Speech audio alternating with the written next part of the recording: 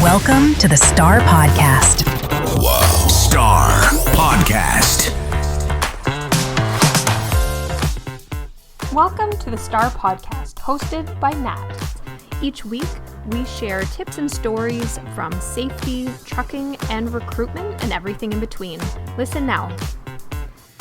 Today I get to sit down with Brian Fielkow, who is an author, a speaker, and he's received many safety awards. So today, Brian and I talk all about safety culture, incorporating safety into businesses, and he just has some really great tips. We even get into some marketing ideas to bring safety into companies.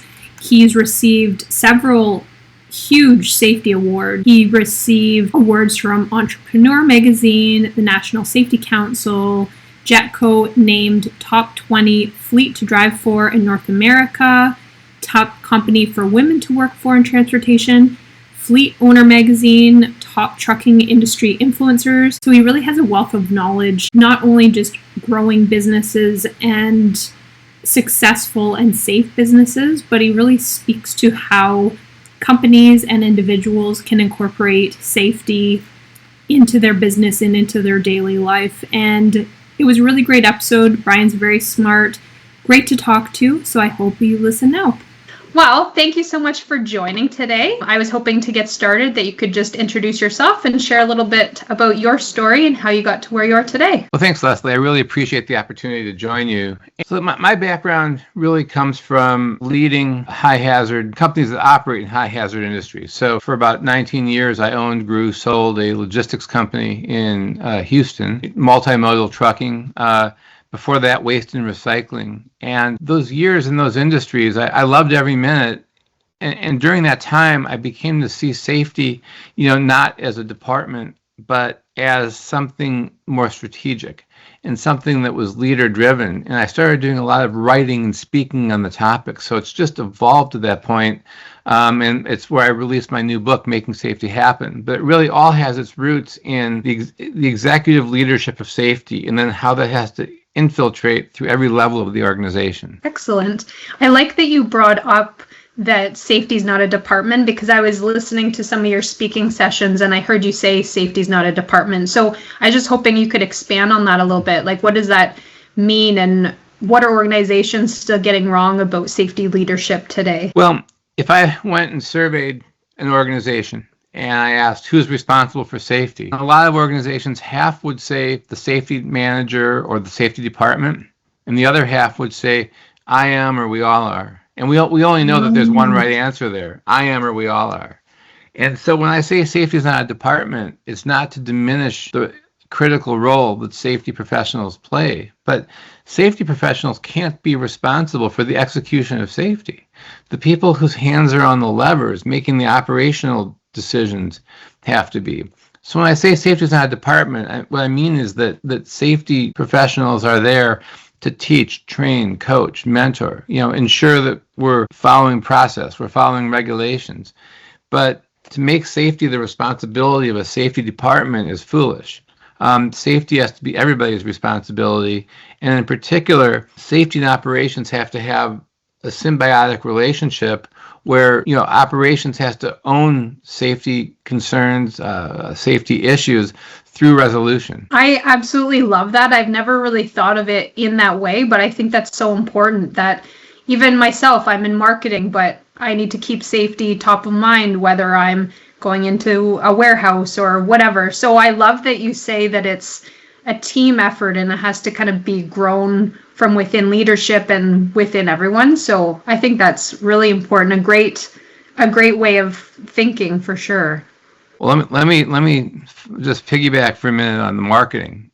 There's a couple angles that I think are important. First of all, a lot of times we, as organizations, will take our marketing efforts and focus them on the outside, which we should, customers, prospects, employees. But let's take some of that marketing skill and focus it inward, because marketing can have a tremendous benefit to people understanding the company's safety mission, values, So we used marketing successfully to sort of build our safety brand internally. It was called Driving to Perfection, and we branding, T-shirts, awards, right? A lot of the marketing skills that you would use for customers, you use to create that same belief internally. And I don't think people sometimes use their marketing.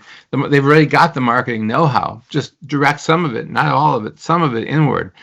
The other thing with marketing is that more and more these days, if you operate in a high hazard industry, your customers and your prospects don't want to do business with rogue operators. And so it's important to use marketing to tell your safety story and to make sure that customers and prospects know that by trusting you with their work, that they're making the right decision. I just see, for a lot of reasons, people doing due diligence on their vendors at a level that I don't think they did 10, 20 years ago. I think that's such a smart idea. Even just having like an internal newsletter and talking about a safety share for the week or the month or whatever, sharing some of the safety successes that companies had. I think that's such a great idea, and making sure everyone's included in that safety conversation. Absolutely. Very smart. Yeah. I'm writing my notes here for things that I need to do for our company. So during your time, you led a company called Jetco, correct? Mm-hmm. Yeah. So what was the turning point that made you realize a strong safety culture could actually become a competitive advantage for business growth? Well, there were, I guess, a few points. First of all, for the first 3 years that I owned the company, you give me a metric and we were doing well: growth, profitability, safety. And then we wound up with a series of, incidents. I don't like using the word accident because I think the word accident implies like it was a mistake, right? I don't think that's true most of the time. And so I kind of started to realize that, were we good? I had to ask myself, were we good or were we lucky? And I realized that, what happened is the company had grown to the point where some of the processes, procedures, things we were doing that served us well at a smaller size quit working. And so I realized that this was not going to bubble up organically, that it had to be leader driven and it had to be strategic. You couldn't just assume that, it was going to take care of itself.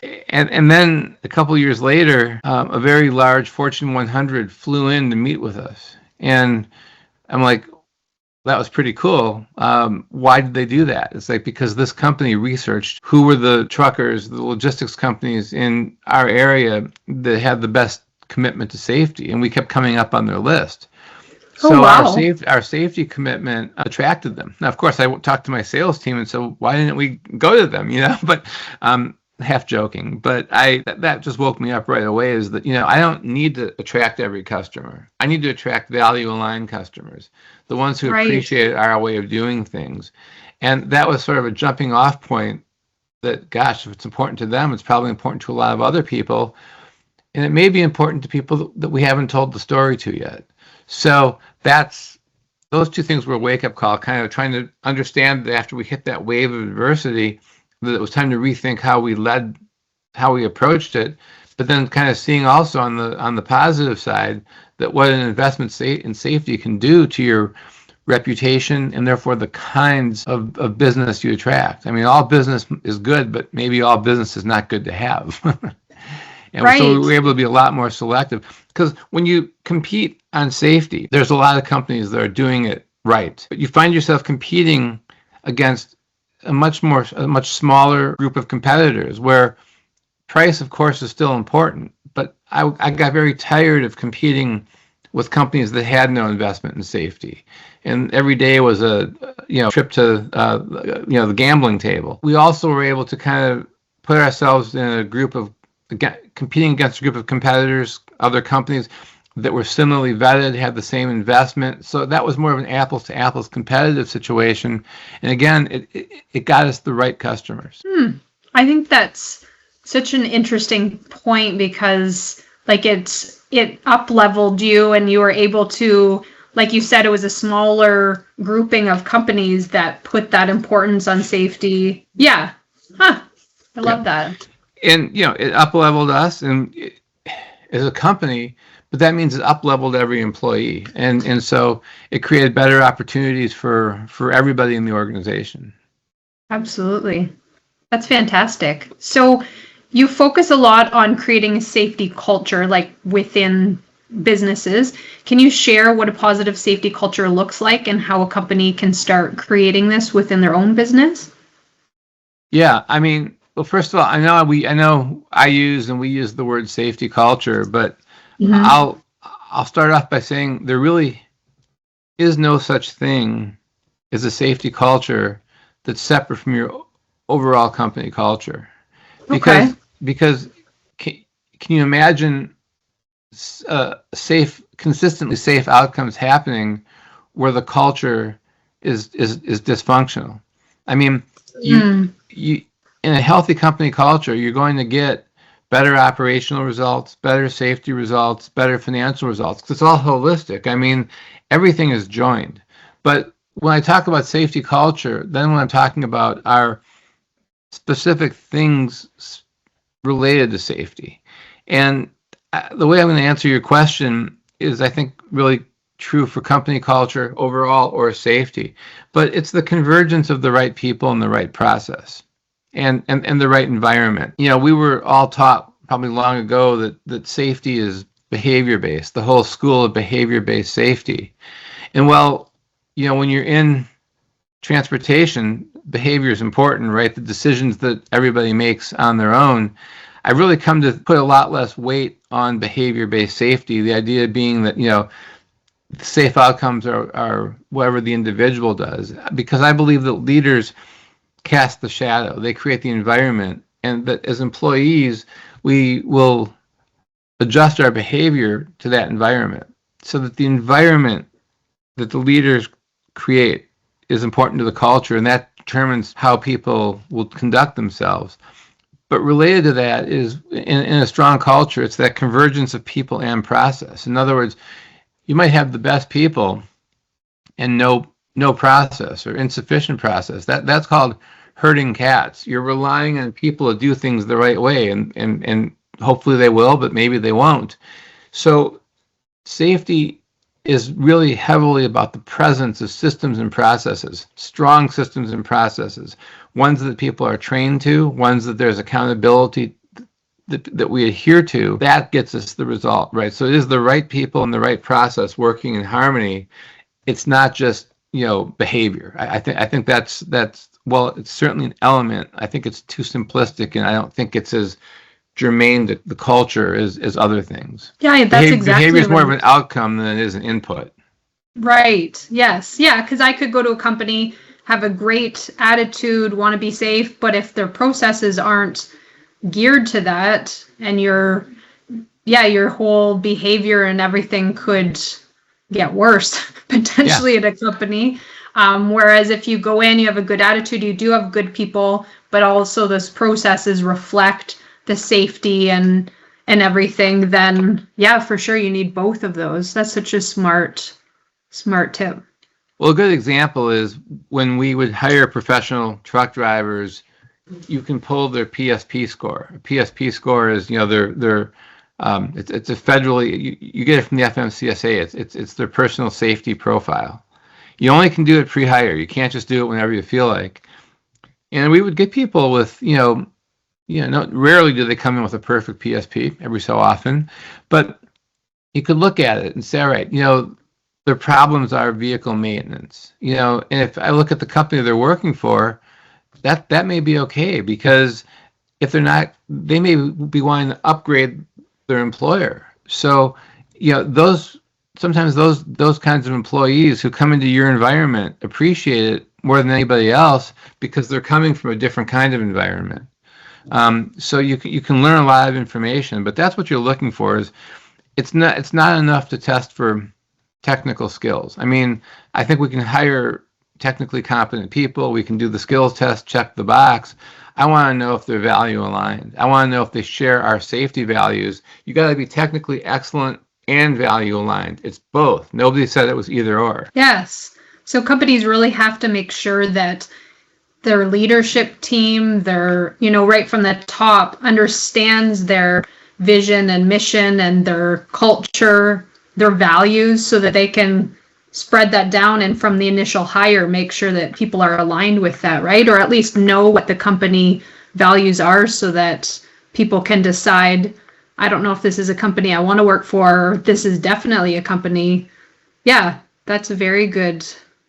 Yeah, I mean, way back when we put dual-facing cameras in our trucks, and back when we put them in, it wasn't as common for fleets our size, and we just had people that were like, "Well, this isn't for me," and we were like, "Fine, that's great," But the ones who it was for and understood the value of it, it wasn't to be Big Brother. It was to protect the driver and protect the company. Well, Right. they were our employees. We lost a very few employees when we did that, and we attracted the right employees. But the ones that didn't, I think have probably found out by now that was a coming attraction. And most anywhere you go, you're going to have the cameras. I would probably say that if you don't have cameras in your commercial vehicles, you're probably behind the 8 ball at this point. But that wasn't the case 10, 15 years ago. Yeah, so that's a good point too. So having your strong values, your beliefs and everything, and sticking to that not only attracts the right customers, but attracts the right employees too. Yeah. The employees that share safety as a value, ones that are not afraid to call a timeout, ones that understand that no project, no transaction is worth their health or the health of anybody else.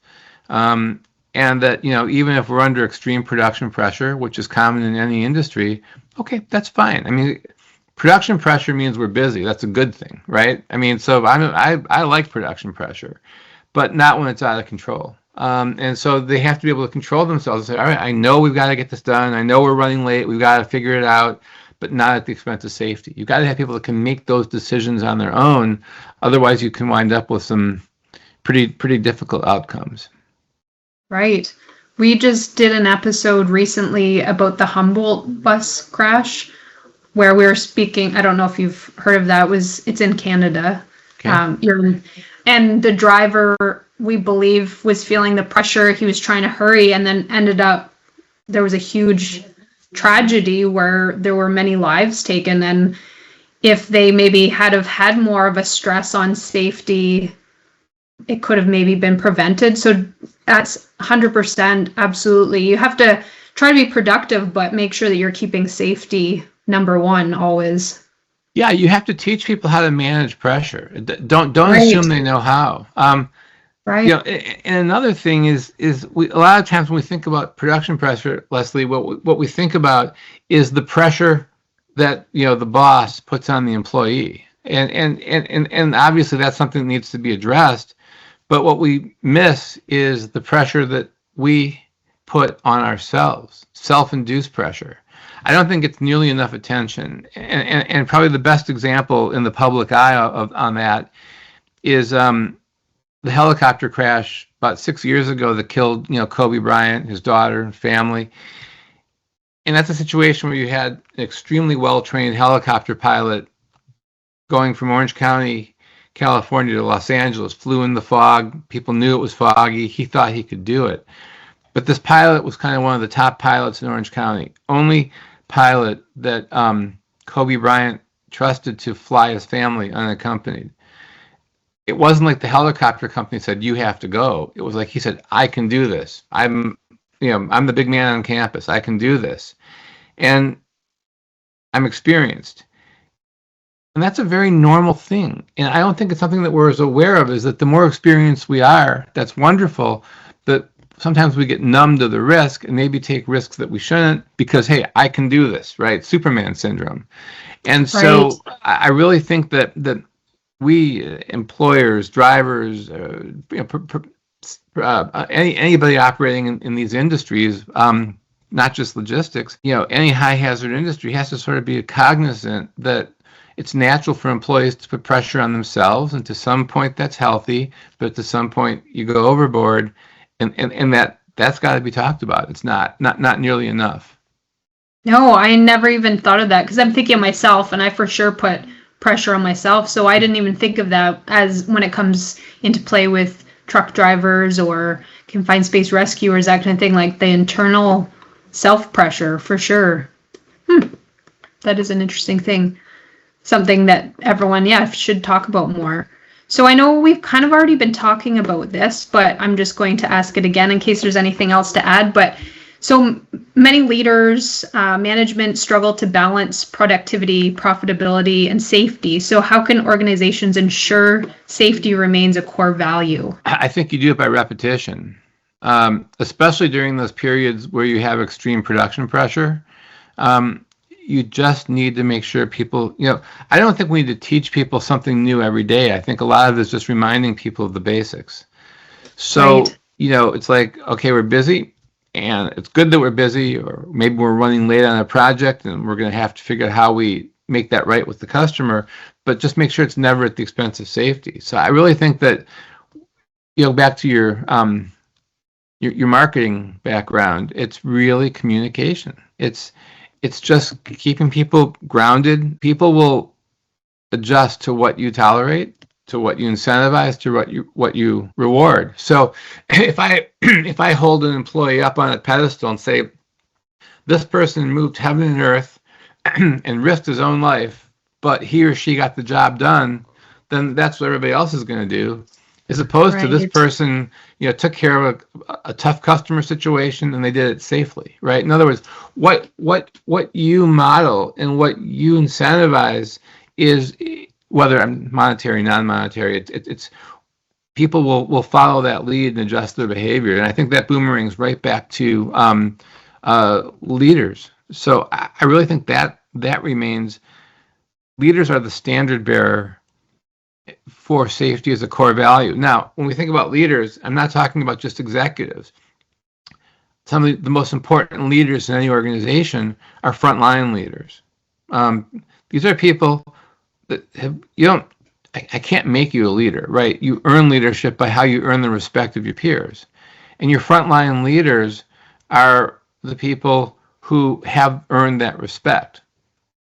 And so bringing them in to help reinforce the values and reinforce kind of how we do business around here is extremely helpful, because who's going to see a safety deviation first? The executive in his or her office, or a frontline leader working side by side. So the more that you can capture the power, harness the power of the frontline leadership, the more you can infiltrate it throughout the organization. It's very good.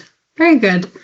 So I know you've worked with a lot of different organizations, and you talked about, your company going from one level to kind of up leveling. So what separates companies that achieve that world-class safety from those that seem to always keep struggling with it? Most importantly, they stay the course, right? So they don't let themselves get distracted by the issues of the day. They kind of handle the issues of the day.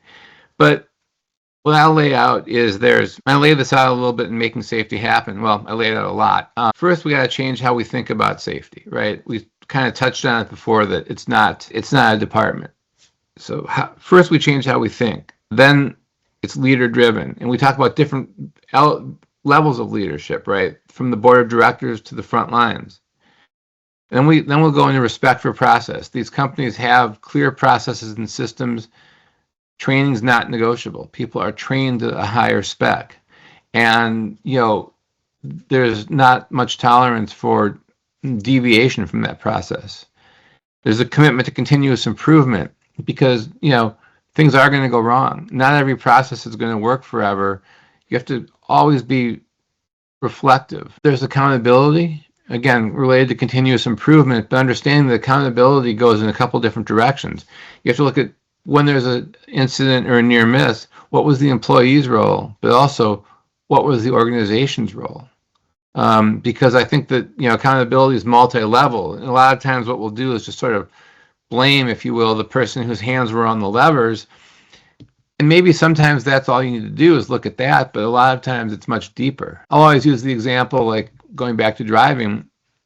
Well, if we're talking to our drivers about put the cell phone down, fine. But if the office is then calling the driver every 5 minutes, what are they supposed to do? I mean, it has to be owned by everybody. So these are some things, these are some concepts that I think do separate the best in class. So that the core values again, and just everyone's way of thinking, like always thinking safe, thinking as a team, not just your individual. Oh, that's so good.